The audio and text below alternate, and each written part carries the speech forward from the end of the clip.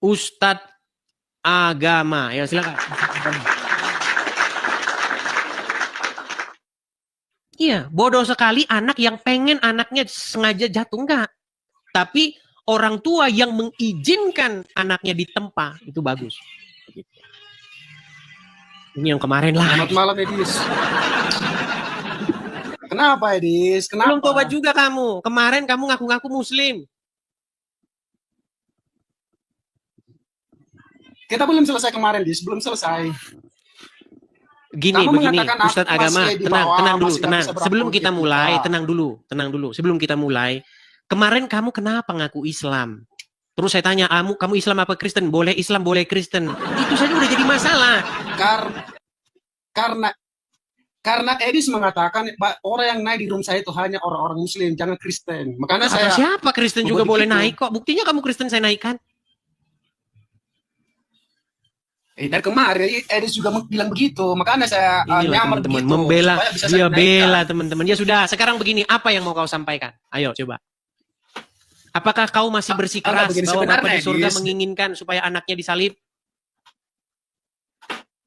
Ya memang betul itu, Edis. Sengaja betul. Itu keinginannya. Dan memang itu ada datanya, Edis. Bukan, sebelum kita ngomong data. Tenang. Sebelum kita ngomong data, kamu mengatakan bahwa Bapa di surga sengaja dia ingin supaya anaknya disalibkan, begitu? Gimana, Dis? Saya ulang lagi pelan-pelan. Apakah Bapa di surga menginginkan, berkehendak supaya anaknya disalibkan? Betul. Oke, berarti Yudas, ahli-ahli Taurat, orang-orang Farisi, itu melaksanakan kehendak Bapa di surga. Betul, memang betul.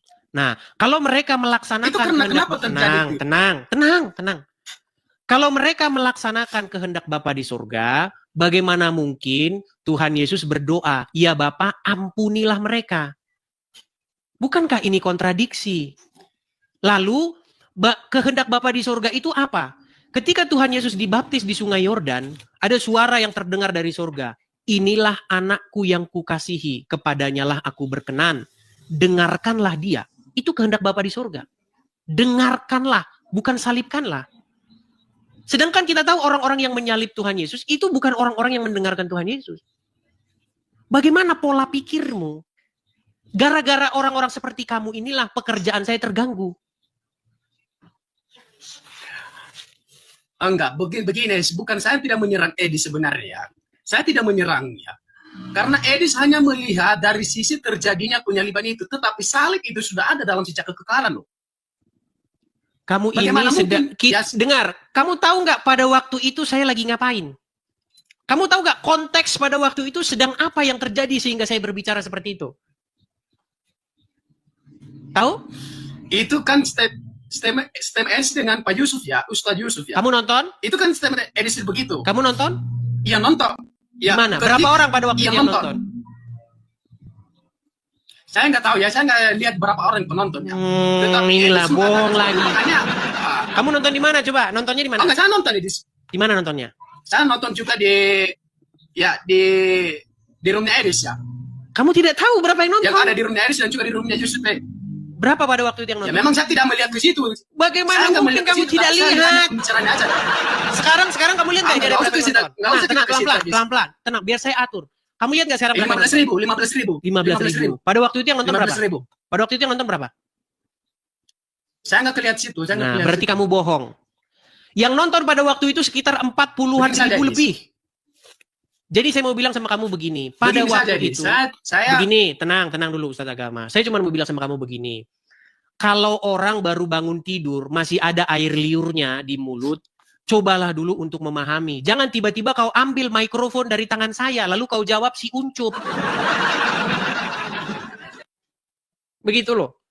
Maksud saya itu, pada waktu itu saya sedang berdebat sama Yusuf PI. Saya harus mematahkan argumen dia dalam waktu yang sesingkat-singkatnya. Saya tidak punya waktu untuk menjelaskan, telah dinubuatkan begini segala macam.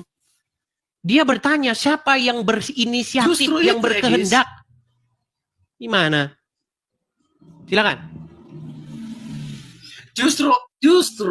Justru mereka menyerang kita dari statement Edis mengatakan bahwa itu rencana iblis. Itu sampai sekarang itu mereka buka konggal seperti itu. Mereka serang kita karena Edis mengatakan Apa seperti serangannya? itu.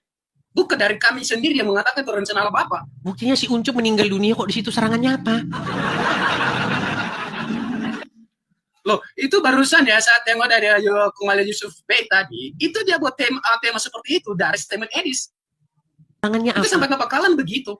Yusuf PI tidak pernah menyerang Itu saya. penyaliban rencana iblis. Tenang.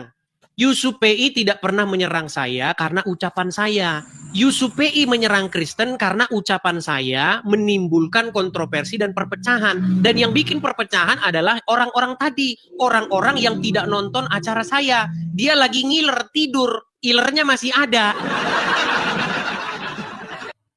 Begini, Edis, bagaimana kalau kita edukasi ini ya? Kalau memang rencana iblis, bagaimana kalau kita edukasi? Silakan. Apa yang mau, apa? Di celah mana yang akan kamu serang kalau saya katakan begitu? Silakan. Oke, saya akan mengikuti Edis ya. Rencana iblis dalam penyaliban. Oke. Sejak kapan itu rencana itu ada dalam penyaliban? Dan sama kedua, sejak kapan ada salib itu?